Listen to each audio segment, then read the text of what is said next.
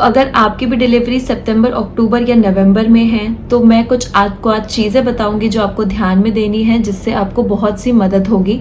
और जैसे कि मेरी डिलीवरी भी बस कुछ टाइम में ही इसी बीच में आएगी, तो मुझे भी उन बातों का ध्यान रखना है, तो वही मैं आपसे शेयर कर रही हूँ कि क्या क्या चीज़ें होंगी जो आपको भी ध्यान रखनी चाहिए।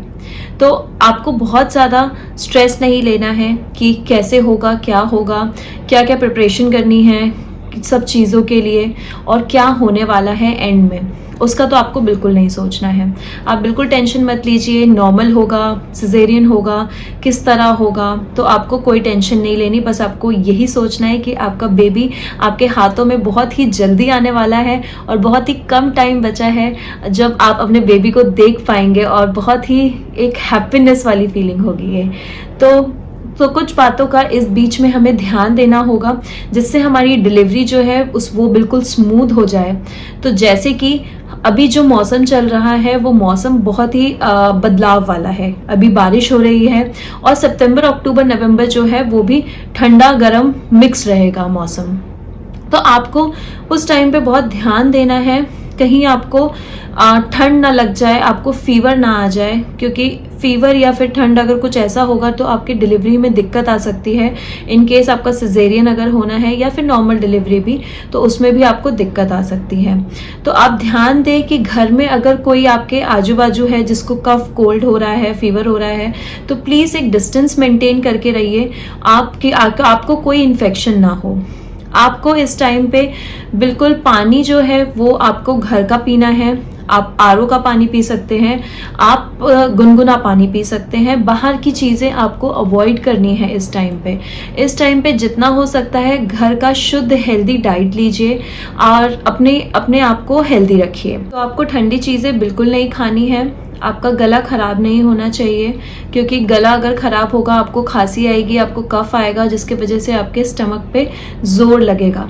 तो आपको बिल्कुल भी इस चीज़ पे ध्यान देना है कि आपको कफ या कोल्ड ना हो।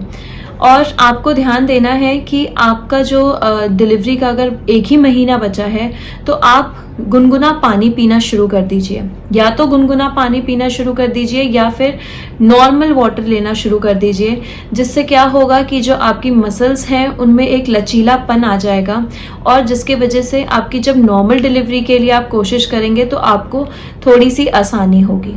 तो आपको ये सारी चीज़ें करनी है। जैसे ही 1 महीना आपका बचा रहेगा आपको उस टाइम पे गरम तासीर वाली चीज़ें खानी है। जितनी भी गरम तासीर की चीज़ें होती हैं आपको वो ज़्यादा इनटेक करनी है। आपको अपने ड्राई फ्रूट्स की क्वांटिटी बढ़ा देनी चाहिए। आपको खजूर खा लेना चाहिए इस टाइम पे।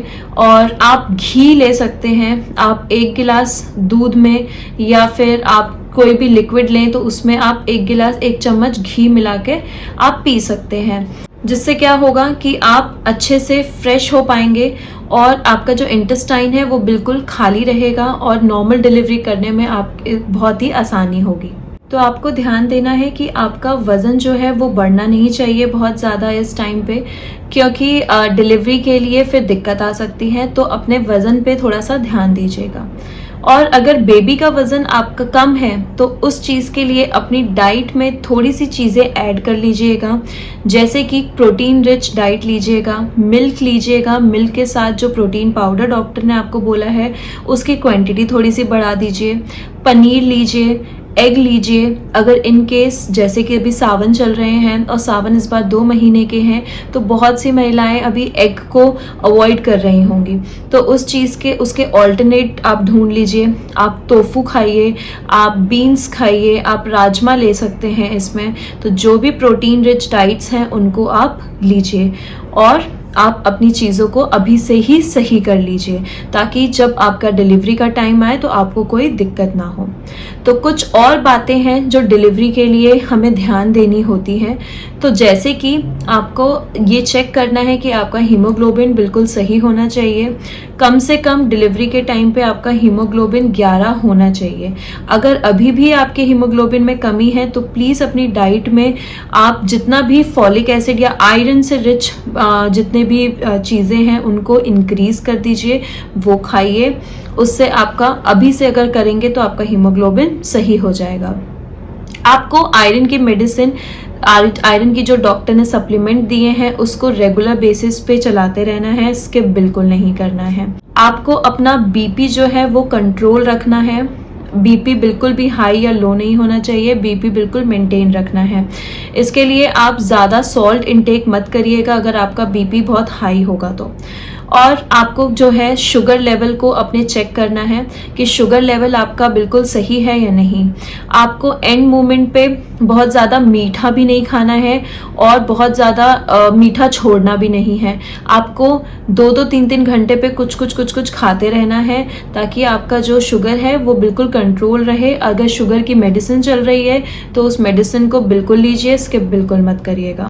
अगर आपकी बॉडी में जो बच्चे का एमनोटिक फ्लूइड है वो कम हुआ है तो इस टाइम पे आप खूब सारी लिक्विड डाइट लीजिए, जितना हो सके पानी पीजिए, जितना हो सके लिक्विड जो भी कोई डाइट आप जो भी पीना चाहें, नींबू पानी पीना चाहें या फिर आप लस्सी पीना चाहें, सब कुछ नॉर्मल टेम्परेचर पे आप पी सकते हैं तो वो इंक्रीज कर दीजिए। और लास्टली जितना हो सके आप एक्टिव रहिए, जितनी आपकी बॉडी एक्टिव रहेगी आप वॉक करिए, एक्सरसाइज करिए। अगर जो डॉक्टर ने आपको एक्सरसाइज बताई हैं जो प्रेगनेंसी से रिलेटेड होती हैं नॉर्मल डिलीवरी के लिए जब हम ट्राई करते हैं तो अगर वो सारी एक्सरसाइजेज आप कर सकते हैं डॉक्टर की सलाह लेके, तो आपको एक्टिव रहना है। जितनी आपकी बॉडी एक्टिव रहेगी उतना ही आपके लिए स्मूथ हो जाएगा लास्ट टाइम की डिलीवरी के लिए। और बस जैसे ही आपका 1 महीना बचा हो डिलीवरी को तो आप तुरंत कर लीजिए बैग तैयार। और बैग में क्या क्या चीज़ें रखनी है, अगर ये जानकारी आपको चाहिए तो प्लीज़ आप मुझे कमेंट करिए, मैं नेक्स्ट वीडियो में आपको इस चीज़ की जानकारी दूंगी। तो अगर आपको मेरी वीडियोस पसंद आती है तो please like share subscribe to Rajshalini vlogs. Bell icon पे ज़रूर दबा दीजिएगा ताकि कोई भी न्यू नोटिफिकेशन आए तो वो सबसे पहले आपको पता चले और आप उसे देख पाएँ। तो इसी के साथ आज की वीडियो को मैं समाप्त करती हूँ। Thank you so much.